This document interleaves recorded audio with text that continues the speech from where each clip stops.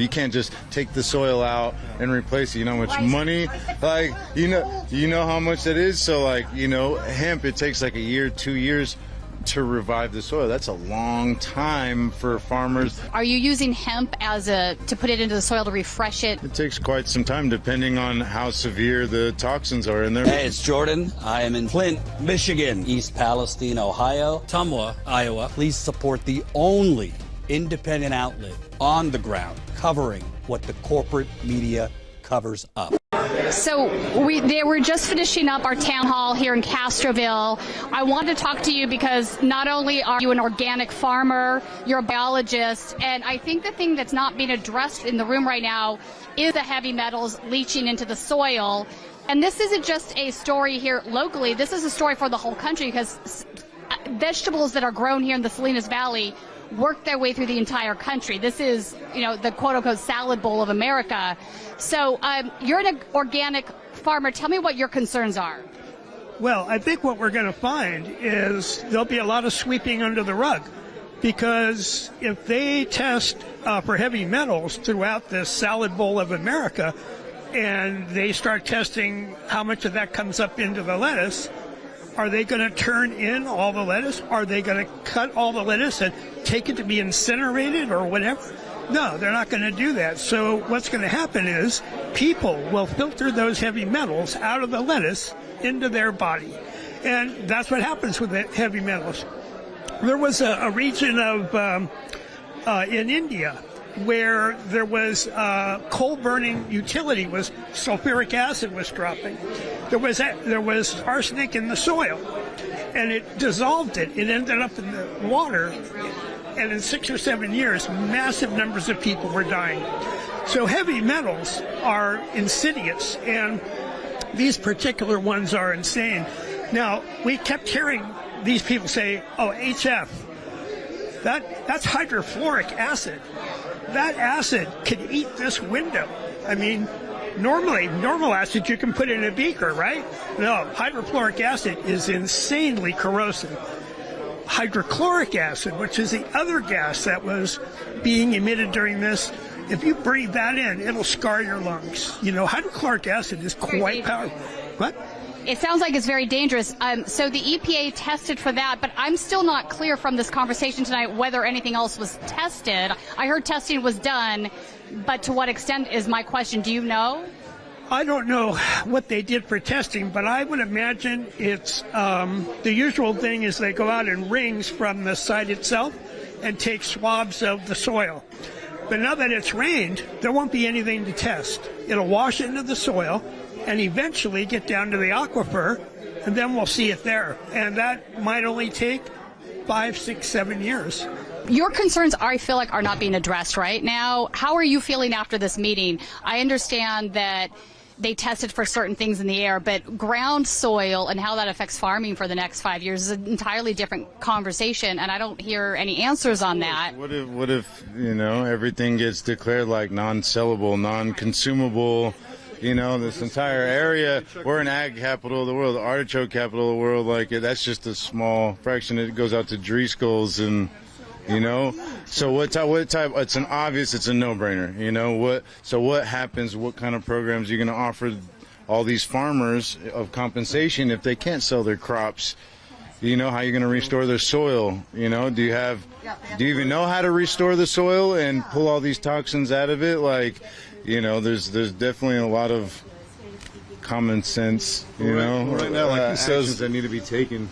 I would say I work with equipment that processes produce, and we have to build it to a standard because you can't have a kill step on something that's fresh cut, ready to eat. So you have to get it out of the field as best you can. So when you do testing in the field and you find E. coli or salmonella or something like that, that's something that can be addressed and mitigated at the field.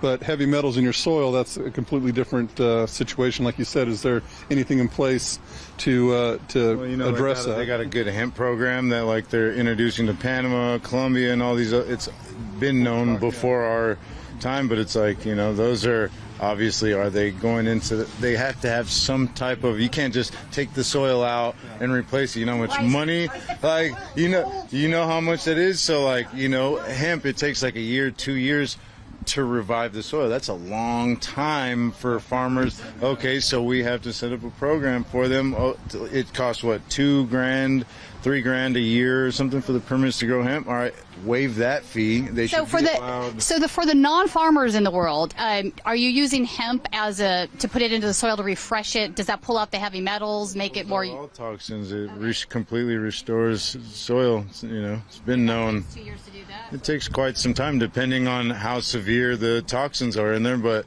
hemp is widely used, for plenty of building materials. we don't wouldn't know want to that. use it for consumption. Obviously, if it's Some people might. Well, if you're. Well, yeah, lithium infused, cobalt infused hemp, but it can be used for building materials.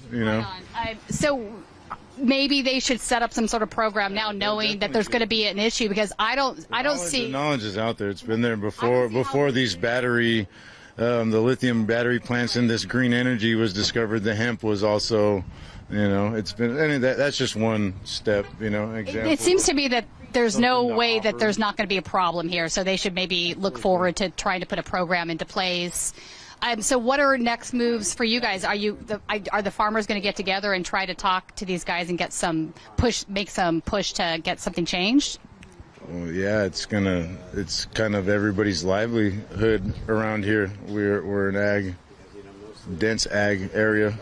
That's one of our main incomes here. It's probably the main income. One of them. It's not just you guys. Everybody needs the food, right? Without you guys growing the food here, it's a problem for everybody. So this is not isolated. Somebody's going to be consuming it or not consuming it. So, yeah, not only livelihood and money, but health concerns. They haven't put a stop to the agricultural. They're still telling people it's fine to sell, consume. Have you had any symptoms of not feeling well? Yeah, headaches, burning throat. I took off. I left the country 3 days into the fire, got the family out of here. Smart. I'm not going to sit around and wait for someone who clearly got paid to get this place installed in a dense agricultural zone and sanctuary of endangered species that only our area houses, and they're going to put, I don't know. You know how politics works. No, I do. It's all corrupt. So it's all corrupt. Yeah, their pockets are way beyond mine. I just only concerned with the obvious. Having that luxury to grow our own food and provide for our family, eat organically, and not all this synthetic crap that they're constantly pushing out there. Anyways, it just seems like it's all a part of the agenda to me. So, and just thanks for stripping that little bit of natural, organic way of living. It's like, all right, cool. Now, either we were just there elsewhere because they can discontinue, or stick around till it happens again. Right. We were there only maybe for 2 hours this morning, and I could feel burning in my throat, and so I could imagine. I had to take today off from work because of it. Yeah, my dad's been to the hospital twice. I've been there twice. All of our livestock. In the Castroville area or Salinas? Right by Los Angeles. Oh, right by Los Angeles. 7 miles away. Oh, really? Yeah, I raise meat rabbits and chickens, and I'm contemplating. I'm not going to eat them at all. I don't even feel comfortable eating my chicken eggs anymore, because the stuff that I'm breathing, and then I'm getting a sore throat, itchy eyes from. Set seed crop months in advance. Order chickens now. I don't want the animals eating that. Oh, right, because it works its way through. Works its way through, so it's we're already being impacted by it. Now I got to find other places to store these chickens I ordered months ago. I can't house them on there. That's just. It feels dishonest. No, you just can't.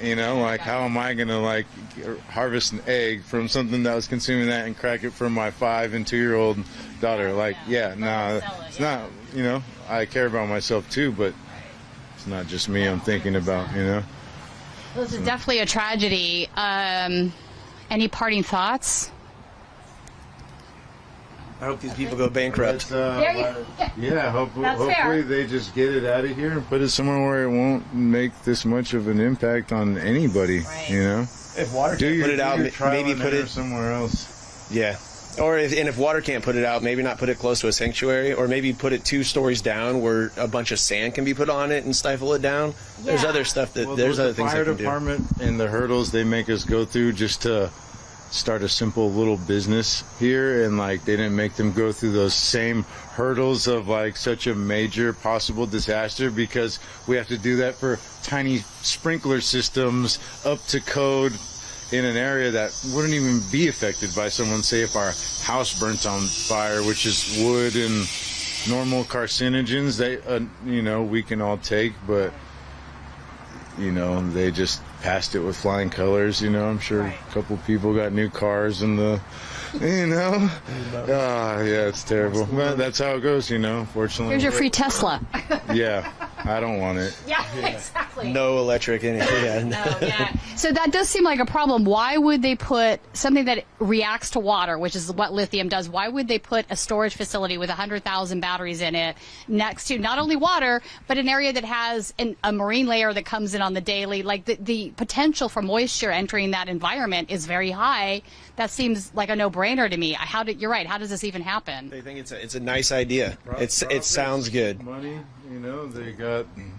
It's politics, you got to grease the right pockets, and it's probably a guy who's got vacation homes all over the world, so something goes on here, he can just get up and move, and it is what it is. All right. It is what it is. Yeah. So we're going to end this live stream now, I think. Thank you guys for talking to me. Obviously, these guys here, not only locals, they're farmers. This is their livelihood, their families that live here, grew up here, I'm guessing, as well. So you have roots in the community. So we just, we were at the town hall. I don't feel like a lot of folks felt like they were getting satisfactory answers from any of the politicians that were here. It remains to be seen whether... Absolutely nothing that came out of this meeting. Yeah, okay, to be honest, no one got any answers. No one got any answers. They didn't have any answers or information to give, just... All right, so we're going to be keeping, obviously an eye on this. Thank you for talking with us. Appreciate it.